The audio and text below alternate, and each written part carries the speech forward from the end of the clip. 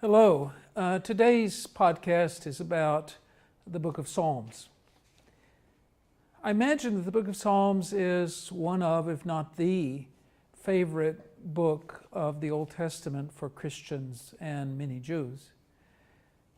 Maybe you were like me. When you were a little child, you received a small Bible which included the New Testament and Psalms.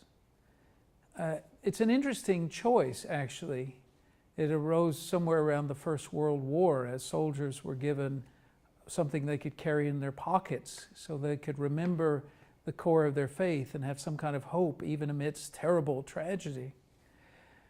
The book of Psalms, though, has been at the deathbed of Christians and at the birthplace of Christians and everything in between for 2,000 years. It was the text that the New Testament referred to again and again as it tried to speak about the most important thing that had happened in the world, the life, death, and resurrection of Jesus. So when you read the book of Psalms, you stand in the long line of people who've done this before. Now, if you know that, then maybe we have to ask ourselves, what's going on in this book? 150 Psalms? Many different kinds of material, several major genres like lament, which is about half of the Psalms, and Psalms of praise, written over a long period of time by a number of authors, some of them named, many of them not. You have a text that bespeaks Israel's deep faith in God, and sometimes its deep faithlessness in God, and its pursuit of the presence of God. Now, how does it do this? What should we say? One thing is that it's possible to read the book of Psalms as just one song after another, 150 songs. And it's understandable why a person would do that, because many of these psalms are profound and you can spend your life camping out in them. Two, there are so many of them that it's sometimes hard to see a pattern that unites various psalms together. Three, like many hymnals, there is a bit of randomness in the structure of the book. And yet, a number of things appear again and again as we read the book of Psalms.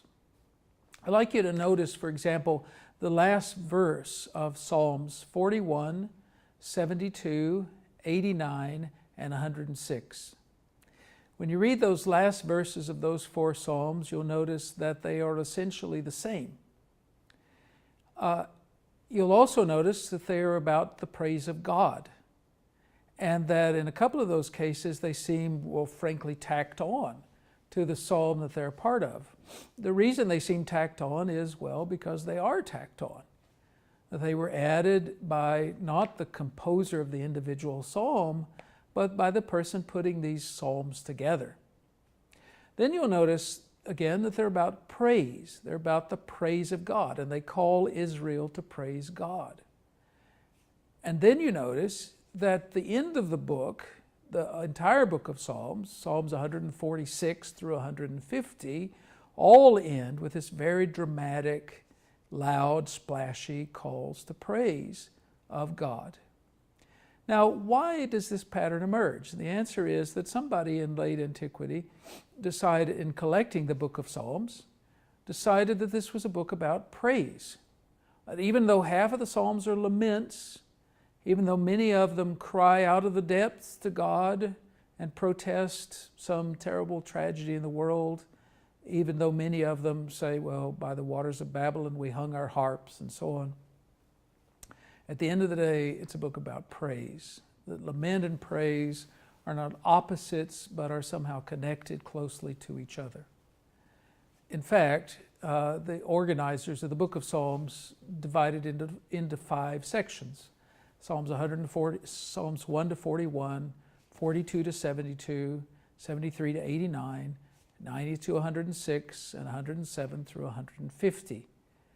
The 5 books, like the 5 books of Moses, like the Pentateuch, with the 2 end books, 1 through 41 and 107 through 150, being considerably longer than the books in the middle. A deliberate pattern of editing to create a kind of effect. This editing goes further than that. Near the borders of those 5 books, you often find royal psalms, like Psalm 72 or Psalm 89. And you also find across the book as a whole a movement from lament, which tends to be concentrated early in the book, toward hymns of praise, which tend to be concentrated later in the book. Not exclusively, again, because lament and praise are not opposites, they're 2 sides of the same coin. So again, it is a book that tries to move us to praise. Now, ancient Christians and Jews, as we know, understood this book to have been written by David. One of the earliest Psalms manuscripts, 11Q Psalm A, which does not contain our 150 Psalms. It contains some of our 150 Psalms plus other Psalms that were known either in Syriac or Greek or not at all. 11Q Psalm A has a colophon, a little statement at the end that goes like this. David wrote 3,600 psalms and songs to sing before the altar of burnt offering, the daily regular burnt offering. For all the days of the year, 364, and for the Sabbath offerings, 52 songs, and for the offerings of the new moons, and for all the days of the assemblies, and for the Day of Atonement, 30 songs. And all the psalms which he spoke were 446, and songs to make music over the afflicted, 4. And the total was 4,050. And all these he spoke through prophecy, which was given to him from before the Most High. Now, at one level, the numbers are made up out of thin air. It's a kind of scholarly enterprise from antiquity of people reflected on the book of Psalms. But it does say something rather important, which is that the Psalms we have, the 150 Psalms, are part of something much larger, are part of a whole culture of music, of commemoration of God's mighty deeds, of protest against the evils in the world, of attempts to build solidarity among God's people, and so on and so on. The book of Psalms is a part of that. Maybe you could say this is the peak of that, the best of the best of the best. The other thing this little colophon says at the end of 11Q Psalm A is that the Psalms come about through prophecy, that they are not merely the whimsy of one person, but that they are in some way divine speech, even though they're addressed to God, even though they really try to express the heart of God, the heart of human beings in some way. This view, by the way, shows up in the New Testament as well, in a text like the 2nd chapter of Acts, where David is said to have spoken by prophecy about the coming of the Messiah. Now, by prophecy, these people don't just mean prediction. It's not like Nostradamus or something.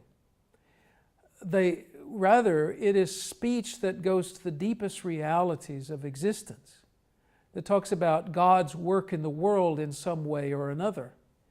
Now, the text can have more than one meaning. They can have an ancient meaning that could be taken quite literally and a different meaning that's more symbolic, according to these readers. But in some way, they speak about the things of God. That insight, however you parse all of it, I think is important because it says that we should not read these texts just as something about the psychology of individuals. We should not say, well, what was David feeling when he wrote this? This is a bad misunderstanding of what the texts are. We should ask rather, what is Israel hearing and saying when it sings these psalms? What do these psalms say about the deepest realities of faith? What do they say about the relationship of the human soul to God? What do they say about the past, the present, and the future? And those questions seem crucial to our reading of the Psalms today as well. Thanks for listening. I hope we'll enjoy the conversation together.